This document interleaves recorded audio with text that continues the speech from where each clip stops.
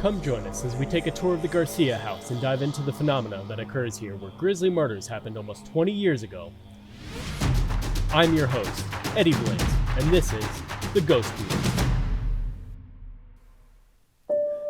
Today we are at the old Garcia house in Santa Fe, New Mexico. Normally a nice town, on March 7th, 1992, a scene so horrific would shake up the community and become a hotspot for paranormal phenomenon. According to all the neighbors, families, and friends, the Garcia family seemed like a loving, caring family. However, when financial burdens started to rise, Bobby Garcia didn't turn out so nice.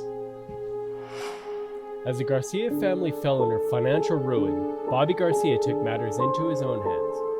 Rather than have his family leave their home they put all their money into, he decided to end the Garcia family story there, in a rather horrific way.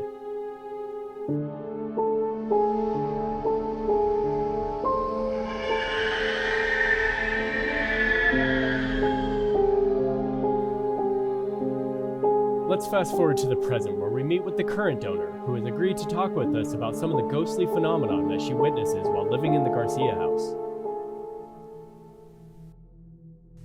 So when did you first purchase the home? About a year ago. And is that when the first disturbances started happening? No, it was about 4 months in. I started renovating this place, and I found some of the previous owner's items underneath the house. Okay, and did you know about the murders that happened in this house before you moved in? No. When I bought the house, the realtor had told me that someone did pass away here, but informed me that it was peacefully. And then I started looking into it myself, and that's when I found the truth.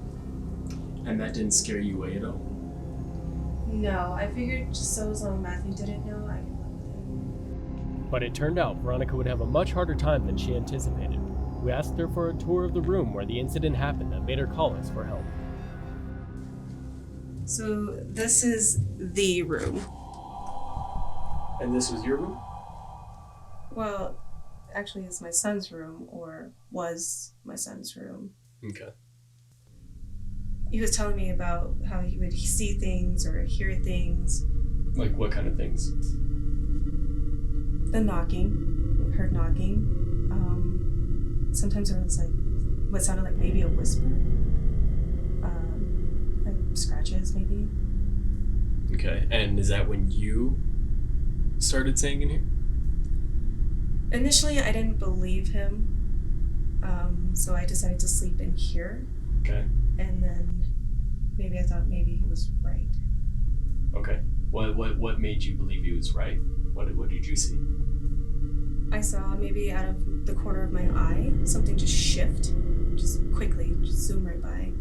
Or sometimes I think I was hearing something, like maybe even just like the slightest voice. That's when I decided to go ahead and set up the camera. So we went over some of Veronica's footage she captured, and what we saw will truly shock you to your core. This is when I decided to stay in his room. The second night is when I decided to get my camera and record what happens. Okay. Oh. Yeah. Okay. You see the closet? See it moving. And then you just all of a sudden you just. Yeah. And it scared me, so I got up and I was getting up cautiously because I didn't know what that was.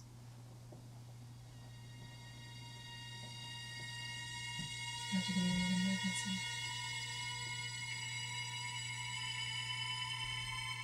And as soon as I get close enough to watch.